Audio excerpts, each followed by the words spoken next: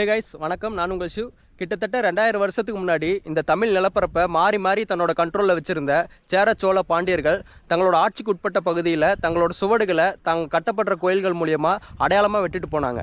அப்படிப்பட்ட அடையாளங்கள் தங்களோட மக்களோட வாழ்வியலை மிகப்பெரிய அளவில் மாற்றிருக்கு. அவங்களோட இன்ப துன்பங்களை அடையாளப்படுத்திருக்கு. அது மட்டும் இல்லாமல் அவங்களோட பொருளாதாரத்தை மிகுந்த அளவில் உயர்த்திருக்கு. இன்றைக்கி ஒரு பேரரசன் தன்னோட மக்களுக்காக விட்டுட்டு போன மிகவும் பழமை வாய்ந்த ஒரு சிவ ஆலயத்தை எக்ஸ்ப்ளோர் பண்ண போகிறோம்.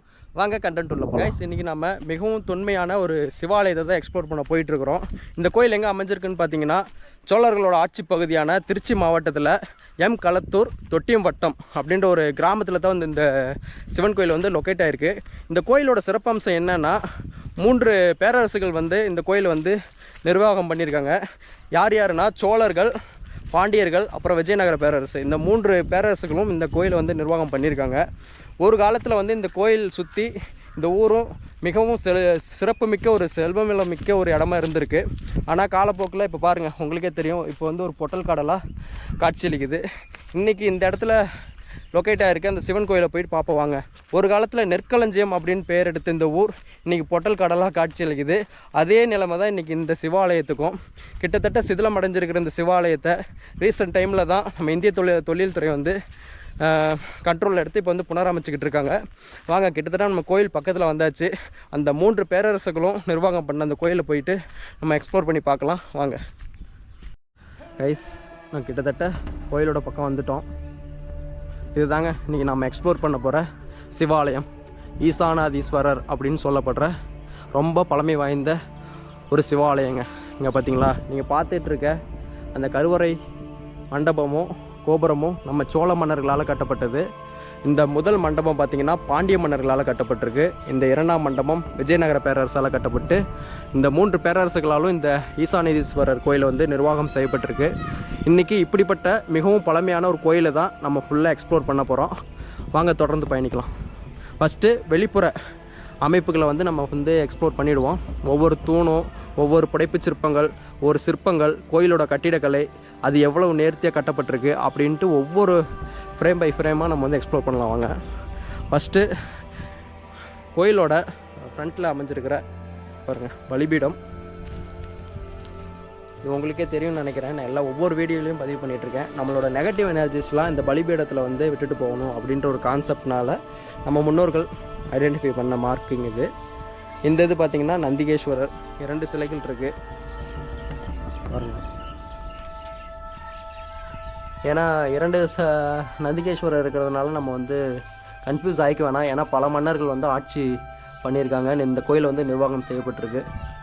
இந்த நந்தி சோழர்களால் வைக்கப்பட்டிருக்கலாம் பாருங்க. ரொம்ப அற்புதமான ஒரு நேர்த்தியான கலைப்படைப்பு. ஓகே, நம்ம கார்னரில் அமைஞ்சிருக்கிற காலபைரவர் சன்னதியை போய் பார்த்துருவோங்க. பாருங்கள், பார்த்தாலே தெரியுங்க எவ்வளவு தொன்மை வாய்ந்த ஒரு கட்டிட அமைப்புன்ட்டு.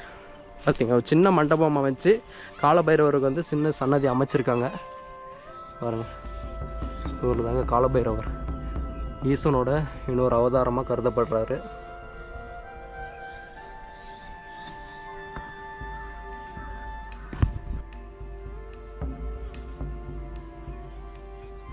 சரி, ஓகேங்க. அடுத்தது பக்கத்துலேயே அமைஞ்சிருக்கக்கூடிய நம்ம அம்பாள் சன்னதியை பார்த்துருவோம். இங்கே பாருங்கள், நீங்கள் கோபுரத்தை பார்த்தாலே உங்களுக்கு தெரியும் எவ்வளவு பழமையான ஒன்றுன்னு சொல்லிட்டு. சரி வாங்க, உள்ளே போய் உள்ளே எக்ஸ்ப்ளோர் பண்ணி பார்க்கலாம். கோயிலோட இந்த கட்டுமானத்தை பார்த்தாலே உங்களுக்கே தெரியும் எவ்வளவு சிதிலம் அடைஞ்சிருக்கு, எவ்வளவு பழமையான ஒன்றுன்ட்டு. பாருங்கள், இந்த மேல் தாங்குதளம் வரைக்கும் ஃபுல்லாகவுமே கருங்கற்களால் கட்டப்பட்டிருக்கு. அதுக்கப்புறம் பார்த்திங்கன்னா செங்கல் அமைப்பு கொண்ட ஒரு கட்டுமானமாக இருக்குது. இந்த கட்டுமான அமைப்பு பார்த்திங்கன்னா 1ஆம் பராந்தக சோழன், 1ஆம் விஜயாலய சோழன், அப்புறம் 1ஆம் ஆதித்தன் அவர்களுடைய காலத்தில் ரொம்பவும் பிரசித்தி பெற்ற ஒரு கட்டுமான அமைப்பு. அதோட நீட்சியாக இங்கே இருக்குது. அப்போ அதை பார்த்தோம்னா நம்ம எவ்வளோ பழமையான ஒரு கோயில் இப்போ எக்ஸ்ப்ளோர் பண்ணிகிட்டு இருக்குன்னு உங்களுக்கே தெரியும் வாங்க. சரி, உள்ளே வீட்டில் இருக்கக்கூடிய நம்ம அம்மாவை போய் பார்த்துருவோம் வாங்க. பாருங்கள், 3 சிலைகள் கொண்ட அம்மன் சன்னதியாக இருக்குது. அம்மன் பெயர் தெரியல, இவங்க தான். ரொம்ப அற்புதமான நேர்த்தியான ஒரு சிலை வடிவமைப்புங்க. ரொம்ப அற்புதமாக இருக்குது பாருங்கள். இங்கே ஒரு சிலை அமைப்பு இருக்குது. உட்கார்ந்துருக்கிற மாதிரி உட்கார்ந்து காட்சி அளிக்கிறாங்க. இங்கே ஒரு சிலை இருக்குது.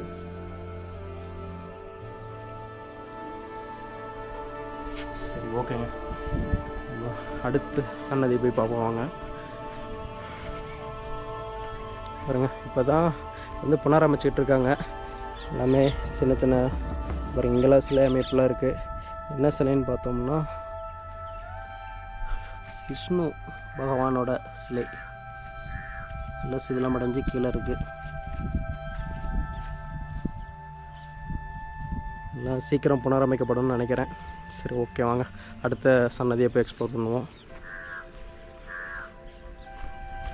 பாருங்கள், எவ்வளவு தொன்மையான ஒரு கட்டிட அமைப்பு. சோழர்களால் கட்டப்பட்ட ஒரு கோயிலுங்க அது. இந்த அமைப்பு இங்கே இந்த கருவறையிலேருந்து, இது சின்ன அர்த்த மண்டபம், இது கருவறை. இந்த அமைப்பு மட்டும் சோழர்களால் கட்டப்பட்டிருக்கு. எவ்வளோ நேர்த்தியாக இருக்குது பாருங்கள். கலசங்கள்லாம் சிதிலமடைஞ்சிருக்கு, கோபுரமும் சிதிலமடைஞ்சிருக்கு. ஆனால் அந்த சிற்ப அமைப்புலாம் இன்னமும் பார்த்தோம்னா எனக்கே பிரமிப்பாக இருக்குங்க. அவ்வளவு அருமையாக இருக்குது. வேறு லெவல், அற்புதமான ஒரு காட்சி அமைப்புங்க இதெல்லாம். அமேசிங். பாருங்கள், சுற்றி அமைச்சிருக்கக்கூடிய அந்த தூண் அமைப்புலாம் பாருங்கள் எவ்வளவு நேர்த்தியாக இருக்குது. இங்கெல்லாம் ஒரு சின்ன சிலை அமைப்பு இருக்குது. இது நாகர் சிலைன்னு நினைக்கிறேன். எஸ், நாகர் சிலை. பாருங்கள், அந்த நாகர் மேலே ஒரு சிற்பம் அழகாக வடிவமைச்சிருக்காங்க. அது என்ன சிற்பம்னா, ஒரு நபர் வந்து நடனம் ஆடுற மாதிரி ஒரு சிற்பம், நாகர் மேலே இருக்கிற மாதிரி. அற்புதமான ஒன்று. அது பக்கத்துலேயே இன்னொரு சன்னதி, இன்னொரு சிலை இருக்குது. அற்புதமாக இருக்குது. ஓகேங்க, அடுத்தது நம்ம போய் பார்ப்போங்க. அடுத்தது இது என்ன சன்னதின்னு தெரியல, உள்ளே போய் பார்ப்போம். வாவ், நம்ம தமிழ் கடவுள் கந்தனுங்க, நம்ம முருகப்பெருமானோட சன்னதி. ஆஹா, மேல் தங்குதெல்லாம் இல்லை, ஃபுல்லாக சீலமடைஞ்சிருக்கு. அருங்கோண வடிவ அமைப்புங்க கருவறைக்குள்ளார. வேற லெவல் பாருங்க, பார்த்தாலே தெரியும். அருங்கோண வடிவ அமைப்பு பாருங்க. நம்ம முருகப்பெருமான் பார்த்தீங்களா, எவ்வளவு தீட்சியாக காட்சி கொடுத்துக்கிட்டு இருக்கார். அருமையாக இருக்குங்க. நேர்த்தியான சிலை வடிவமைப்பு, எவ்வளோ அழகாக இருக்காரு பாருங்க முருகப்பெருமான். எவ்வளவு நேர்த்தியாக கண்கள், மூக்கு எல்லாம் இங்கெல்லாம் சிதிலமாக்கப்பட்டிருக்கு. ஓகே, விரைவில் மீண்டெழுவார்னு நம்புகிறேன். பாருங்க, அம்மா தெய்வானை அம்மா, இந்திரன் அவர்களுடைய பெண், எவ்வளவு நேர்த்தியாக செதுக்கப்பட்டிருக்காங்க பாருங்கள். இவங்க நம்ம வள்ளி அம்மா. பாருங்கள், எவ்வளோ கலை வடிவமைப்போட நேர்த்தியாக செதுக்கப்பட்டிருக்கு நுணுக்கமாக. ஓகே, சூப்பருங்க. அடுத்த சன்னதியை போய் எக்ஸ்ப்ளோர் பண்ணலாம் வாங்க. இங்கே பாருங்கள், இந்த சன்னதி நம்ம பிள்ளையார் சன்னதிங்க. நம்ம இந்த பிள்ளையார் சன்னதியை பார்த்தாலே உங்களுக்கு தெரியும் எவ்வளோ பழமையான ஒன்றுன்ட்டு. இங்கே பாருங்கள், செங்கல் அமைப்பில் அப்போவே நேர்த்தியாக கட்டியிருக்காங்க. ரொம்ப பழமையான ஒன்றுங்க, வேறு லெவலாக இருக்குது. ஆனால் சுற்றி பார்த்துட்டு வந்துடுவோம். சூப்பராக இருக்குங்க. எனக்கு பிரமிப்பாக இருக்குது. இப்போ கூட கிட்டத்தட்ட 1500 வருடங்கள் ஆகலாம். இப்போ கூட அந்த கட்டிட அமைப்பு பாருங்கள் எவ்வளோ நேர்த்தியாக இருக்குது. அந்த சின்ன சின்ன கண்கள், மூக்கெல்லாம் எவ்வளோ நேர்த்தியாக செதுக்கப்பட்டிருக்கு.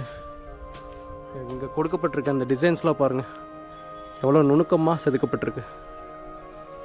அற்புதமாக இருக்குங்க. இதெல்லாம் சிலைகள்லாம் இருந்திருக்கு, இந்த காலப்போக்கில் சிதிலமடைஞ்சிருக்கு. ஓகே,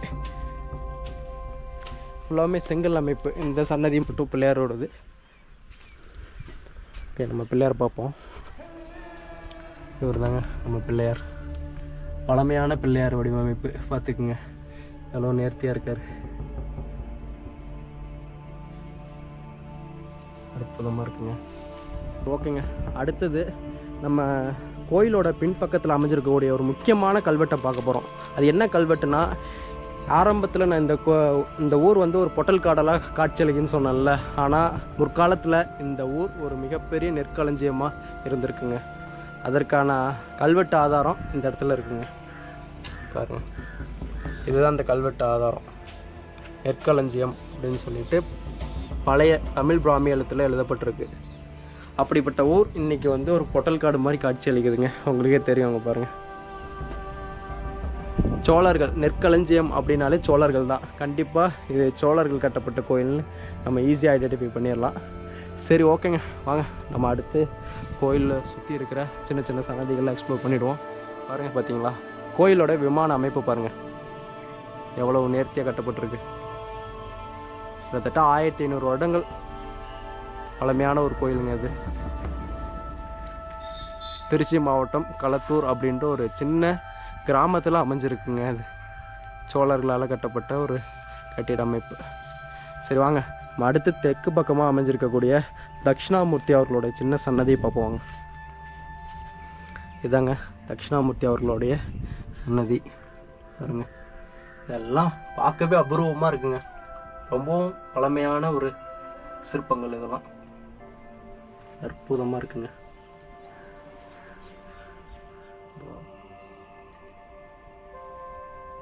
ஓகே, அடுத்து கோயிலை சுற்றி இருக்கிற சின்ன சின்ன கோஷ்ட தெய்வங்கள்லாம் பார்ப்போம்.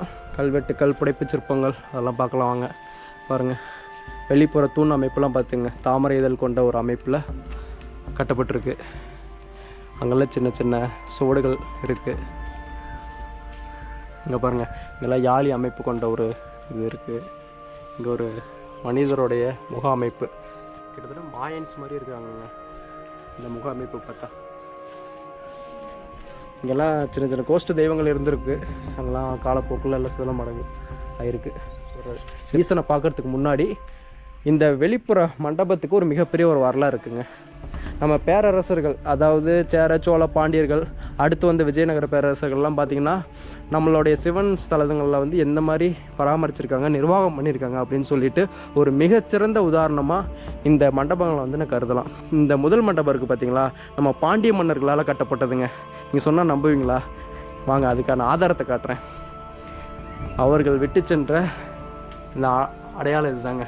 பார்த்தீங்கன்னா உங்களுக்கே தெரியும், மீன் சின்னம் தெரியுதுங்களா? இதுதாங்க பாண்டியர்கள் விட்டு சென்ற ஒரு அருமையான அடையாளங்க. பாருங்க, மீன் சின்னம் எவ்வளோ அழகாக டாப்பில் கொடுத்துருக்கு. இந்த மண்டபம் பாண்டிய மன்னர்களால் கட்டப்பட்டதுங்க. ஏன்னா ஒவ்வொரு மண்டபத்துக்கும், ஒவ்வொரு கட்டிடக்கலைக்கும், ஒவ்வொரு பேரரசுக்கும் கண்டிப்பாக ஒரு வேறுபாடு இருக்கும். பாண்டியர்களோட தூண் அமைப்பில் பாருங்கள் ஒரு சின்ன வித்தியாசம் இருக்கும். விஜயநகர பேரரசோட தூண் அமைப்பில் பார்த்திங்கன்னா ஒரு வித்தியாசம் இருக்கும். இந்த மாதிரி சேர, சோழ, பாண்டியர்களோட ஒவ்வொரு கோயில் கட்டிட அமைப்புலேயும் வந்து சின்ன சின்ன வித்தியாசங்கள் இருந்திருக்குங்க. பாருங்கள், பாண்டியர்களோட தூண் அமைப்பில் வந்து எவ்வளவு நேர்த்தியான புடைப்பு சிற்பங்கள் எப்படி கொடுத்துருக்காங்க பாருங்கள். நுணுக்கமான ஒரு கலை அமைப்புங்க. இதெல்லாம் பார்க்கும் போதே மக்களோட வாழ்வியலோட ஒத்து போகிற ஒரு தெய்வத்தன்மையோடு இருக்குதுங்க இந்த மாதிரியான தூண்கள்லாம். இந்த மாதிரியான பிளேசஸ்க்கெலாம் வரும்போதே ரொம்ப ஒரு ஆத்ம நிம்மதி கிடைக்குது. அற்புதமான ஒரு சன்னதி, மண்டபம் அற்புதமாக இருக்குங்க. கண்டிப்பாக நீங்களும் ஒரு நாள் வந்து விசிட் பண்ணி பாருங்கள். ஓகே, அடுத்தது இங்கே ஒரு சன்னதி இருக்குது. அது என்ன சன்னதின்னு தெரியல, காட்டுறேன் பாருங்கள். ரொம்ப இருட்டாயிடுச்சு. என்ன, அம்பாள் சன்னதி தான் இது. வந்து பாண்டிய மன்னர்களால் வைக்கப்பட்டிருக்கு இந்த சன்னதி. ஃபஸ்ட்டு காமிச்ச அம்பிகை சன்னதி பார்த்திங்கன்னா சோழ மன்னர்களால் வைக்கப்பட்டிருக்கு. ஓகேங்க, அடுத்தது வாங்க நம்ம விஜயநகர பேரரசு அவங்க உருவாக்கப்பட்ட மண்டபம் இதுதாங்க. விஜயநகர பேரரசு உருவாக்கப்பட்ட மண்டபம். அதுக்கான ஆதாரம் என்னென்னா இந்த புடைப்பு சிற்பம் தான். நின்றுக்கிட்டு வணங்கிட்டு இருக்காங்க பார்த்தீங்களா, புடைப்பு சிற்பம். இந்த புடைப்பு சிற்பம் தான் விஜயநகர பேரரசுக்கு வந்துன்னா சைடில் வந்து குடுமி இருக்கிற மாதிரி இருக்குங்க. இப்போ பாருங்கள், உங்களுக்கே தெரியும். அவங்களால கட்டப்பட்ட மண்டபம் இது, உங்களுக்கே தெரியும். சுற்றி பாருங்கள், மேலே பாருங்கள், அருங்கோண வடிவத்தில் ஒரு டிசைன் கொடுத்துருக்காங்க. அற்புதமாக இருக்குங்க. பாருங்கள், விஜயநகர பேரரசு, பாண்டியர்கள், சோழர்கள். ஓகே, எவ்வளோ நேர்த்தியாக கொடுத்துருக்காங்க பார்த்தீங்களா. இங்கெல்லாம் பாருங்கள், சிவலிங்க புடைப்பு சிற்பம் அற்புதமாக இருக்குது. இங்கெல்லாம் பார்த்தீங்கன்னா இப்போது இந்திய தொழில்துறை வந்து வேலை செஞ்சிட்ருக்காங்க. கூடிய சீக்கிரத்தில் இந்த கோயில் வந்து புனரமைப்பு செய்யப்படும். இருந்தாலும் நம்மளோட ஹெல்ப் இருந்தால் இன்னும் சீக்கிரம் இந்த கோயில் வந்து மீண்டெழும்னு ஒரு நம்பிக்கை இருக்குது. முடிஞ்ச வரைக்கும் உங்களால் முடிஞ்ச உதவி செய்யுங்க. இங்கே பாருங்கள், இதெல்லாம் விஜயநகர பேரரசோட சிற்ப அமைப்பு, அதாவது புடைப்புச் சிற்பம். அற்புதமாக இருக்குங்க. சரி வாங்க, ஃபைனலாக நம்ம போயிட்டு ஈசனை போய் தரிசனம் பண்ணிடலாம். அதாவது சோழ மன்னர்களால் உருவாக்கப்பட்ட பிரதிஷ்டை செய்யப்பட்ட நம்ம ஈசானதீஸ்வரர் சிவாலயத்தை ஃபைனலாக பார்க்க போகிறோம். வாங்க ஈசனை போய் பார்ப்போம். பாருங்க, இதுதாங்க இந்த சர்வேஸ்வரன், ஈசானதீஸ்வரர்னு சொல்லப்படுற நம்ம பழமையான சோழர்களால் நிர்வாகம் செய்யப்பட்ட பிரதிஷ்டை செய்யப்பட்ட நம்ம ஈசன். கிட்டத்தட்ட 1500 வருடங்கள் பழமையான சிவலிங்கங்க. எவ்வளோ அற்புதமாக இருக்குது பார்த்தீங்களா, வேறு லெவல். சரி ஓகேங்க, ஃபைனலாக நம்ம ஈசானதீஸ்வரர் சிவாலயத்தை வந்து எக்ஸ்ப்ளோர் பண்ணியாச்சு. பாருங்கள் எவ்வளோ அழகாக நேர்த்தியாக இருக்கார், சூப்பருங்க. கைஸ், ஃபைனலாக சோழர்கள், பாண்டியர்கள், விஜயநகர பேரரசுகள் இவங்கெல்லாம் நிர்வாகம் செய்யப்பட்ட ஒரு மிக பழமையான சிவாலயத்தை வந்து நம்ம எக்ஸ்ப்ளோர் பண்ணியாச்சு. இந்த மாதிரியான ஒரு கிட்டத்தட்ட பழமையான ஒரு கோயில்களை நீங்களும் வந்து விசிட் பண்ணி இதன் மூலிமா கிடைக்கிற அனுபவத்தை வந்து நீங்களும் அடுத்த தலைமுறைக்கு கொண்டு போய் சேருங்க.